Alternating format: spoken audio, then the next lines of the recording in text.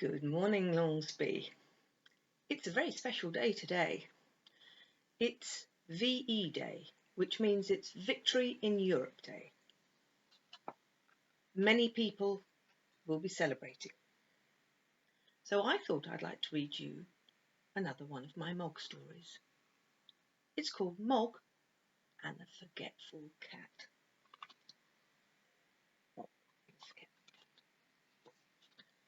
Once there was a cat called Mog. Oh, there he's fallen off. She lived with a family called Thomas. Mog was nice, but not very clever. She didn't understand a lot of things. And a lot of other things she forgot. She was a very forgetful cat.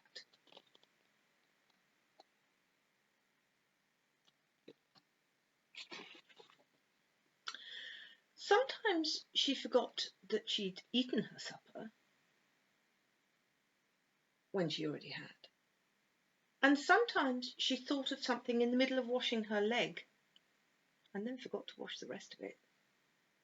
And once she forgot that cats can't fly.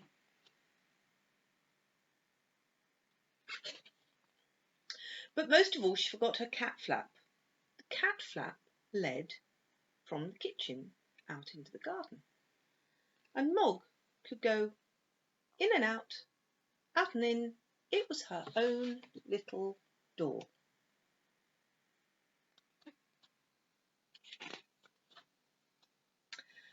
The garden always made Mog very excited. She smelled all the smells. She chased the birds, she climbed the trees, and she ran round and round with a big fluffed up tail. And then she forgot the cat flap. She forgot that she had a cat flap. She wanted to go back into the house, but she couldn't remember how.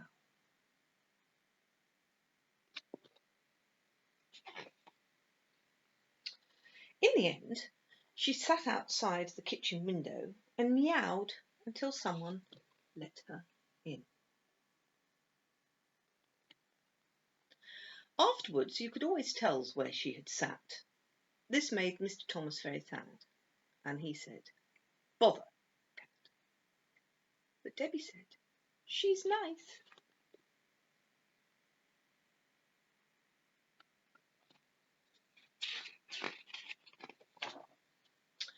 One day, Mog had a very bad day. Even the start of the day was bad. Mog was still asleep. Then Nicky picked her up. He hugged her and said, "Nice kitty." Mog said nothing, but she was not happy.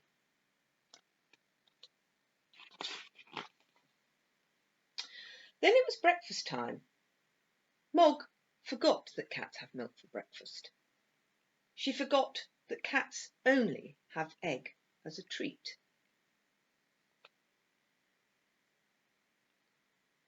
She ate an egg for her breakfast, and Mrs. Thomas said, "Bother that cat." Debbie said, "Nicky doesn't like eggs anyway."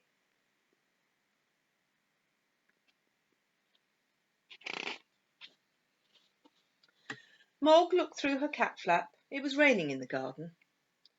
Mog thought, perhaps the sun is shining in the street. And when the milkman came, she ran out and the milkman shut the door. The sun was not shining in the street after all. It was raining.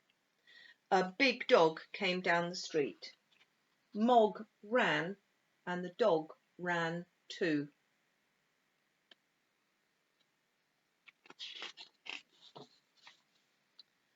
Mog ran right round the house and the dog ran after her. She climbed over the fence, she ran through the garden and she jumped outside the kitchen window and meowed a big meow, and then very sudden and very loud, Mrs. Thomas said, "Bother that cat."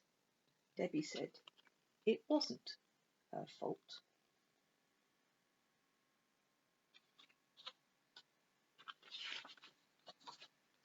Mog was very sleepy. She found a nice, warm, soft place and went to sleep. She had a lovely dream. Mog dreamt that she had wings. She could fly everywhere. She could fly faster than the birds, even quite big birds. And suddenly she woke up.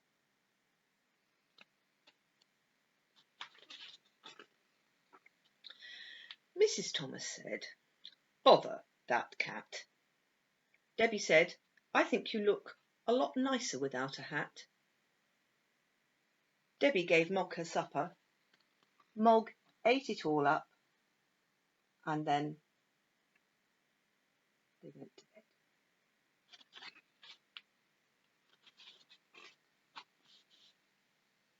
Mog had a rest too, but Mr. Thomas wanted to see that fight. "Bother that cat," he said.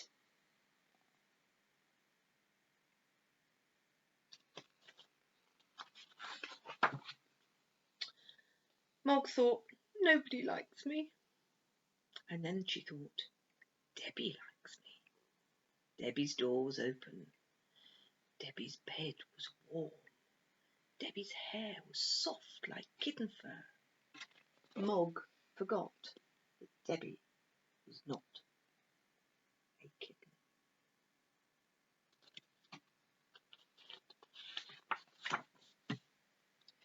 Debbie had a dream. It was a bad dream. It was a dream about a tiger. The tiger wanted to eat Debbie, and it was licking her hair.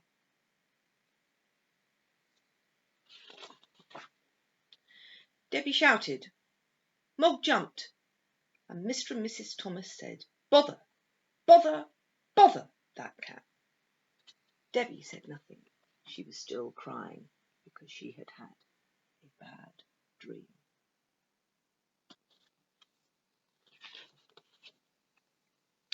Mog ran out of the room, right through the house, out of her cat flap. She was very sad. The garden was dark, the house was dark, and Mog sat in the dark and thought dark thoughts. "Nobody likes me," she said. "They've all gone to bed, and nobody has even given me my supper."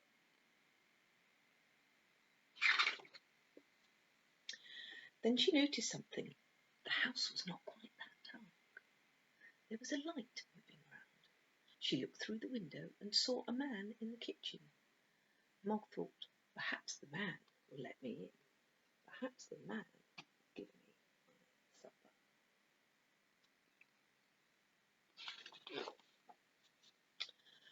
Mog meowed her biggest meow, very sudden and very, very loud. Meow! Meow! The man was surprised. He dropped his bag. It made a big noise, and everyone in the house woke up.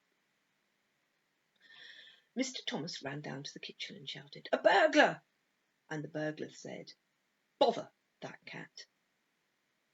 Mrs. Thomas telephoned the police. Debbie let Mog in, and Nicky hugged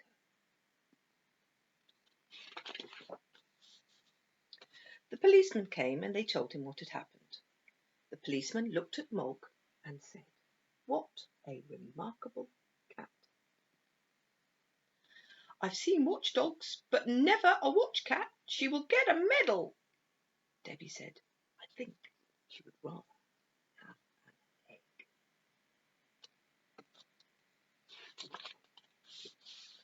Mog had a medal. She also had an egg every day for breakfast. And Mr. and Mrs. Thomas told all their friends about her, and they said, "Mog is really remarkable." And they almost never said, "Bother that cat." The end. I hope you enjoyed the story. And there will be another one later in the week. Bye-bye.